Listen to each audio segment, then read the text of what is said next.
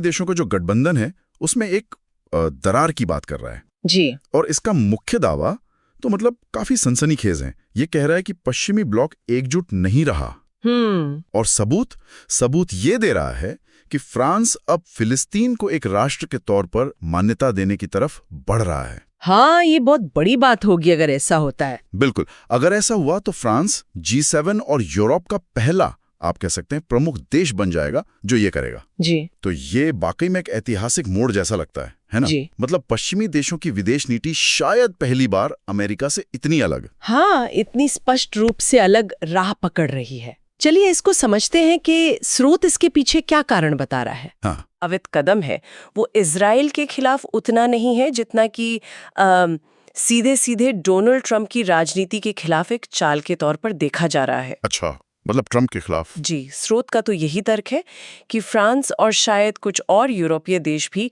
वो ट्रंप को सबक सिखाने का या कहें कि घेरने का मौका ढूंढ रहे हैं और उनका मानना है कि इजराइल के मुद्दे पर ये कदम उठाकर वो ट्रंप के जो प्रो इजराइल वोटर्स हैं अमेरिका में उनको निशाना बना रहे हैं, एक संदेश दे रहे हैं। ये तो काफी हैरान करने वाली बात है कि विदेश नीति का इतना बड़ा फैसला किसी दूसरे देश के नेता के वोट बैंक को सोचकर लिया जा सकता है। वाकई बहुत ही पेचीदा रणनीति है। और देखिए, जब फ्रांस के राष्ट्रपति मैक्रोन ने इस इरादे का जिक्र किया तो इसराइल से भी ज्यादा तीखी प्रतिक्रिया अमेरिका से आई, खासकर ट्रंप के जो सहयोगी हैं, समर्थक हैं। अच्छा। हाँ, सोशल मीडिया पर, न्यूज चैनलों पर मैक्रोन और फ्रांस की काफी आलोचना हुई। इसलिए हुआ क्योंकि उन्हें लगा कि मैक्रोन ने सीधे ट्रंप के वोट बैंक पर हमला किया है। जी, अहमियत समझाने के लिए स्पेन का उदाहरण भी देता है। हाँ, स्पेन का जिक्र है। स्पेन देखिए इस संघर्ष में खुलकर फिलिस्तीन का समर्थक रहा है। इजराइल पर हथियार बैन जैसी पाबंदियां लगाईं।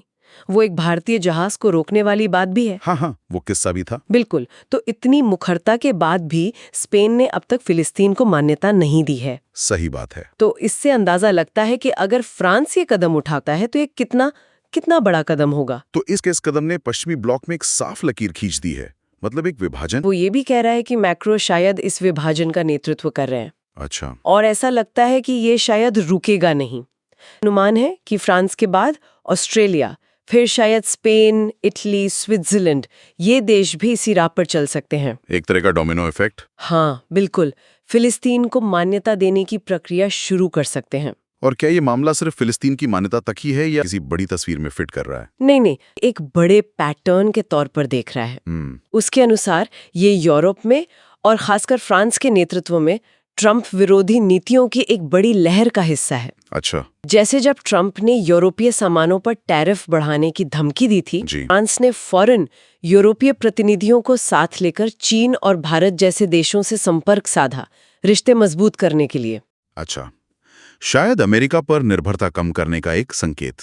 हाँ बिल्कुल, एक तरह से अपनी रणनीतिक स्वायत्ता दिखाने की कोशिश। ये जो बिखराव दिख रहा है पश्चिमी ब्लॉक में और इजराइल के लिए जो मुश्किलें बढ़ रही हैं, उसके लिए फ्रांस या मैक्रोन को दोष देने के बजाय डोनाल्ड ट्रंप की नीतियां जिम्मेदार हैं। में यूरोपीय देश और खास तौर पर फ्रांस अब अमेरिकी नेतृत्व से हटकर अपना रास्ता बना रहे हैं। ये हमने समझा कि कैसे फ्रांस का ये जो संभावित कदम है फिलिस्तीन को मान्यता देने का, वो पश्चिमी देशों की एकता पर, उनके आपसी रिश्तों पर गहरे सवाल खड़े कर रहा है। हाँ। और ये विश्लेषण इसे सीधे सीधे डोनाल्ड ट्रंप की नीतियों और उनके प्रति जो यूरोप की प्रतिक्रिया है उससे जोड़ रहा है। ये वाकई सोचने वाली बात है कि कैसे अंतर्राष्ट्रीय मंच पर एक देश का नीतिगत फैसला किसी दूसरे देश की अंदरूनी राजनीति या किसी खास नेता के खिलाफ एक रणनीतिक हथियार की तरह देखा जा सकता है। बिल्कुल।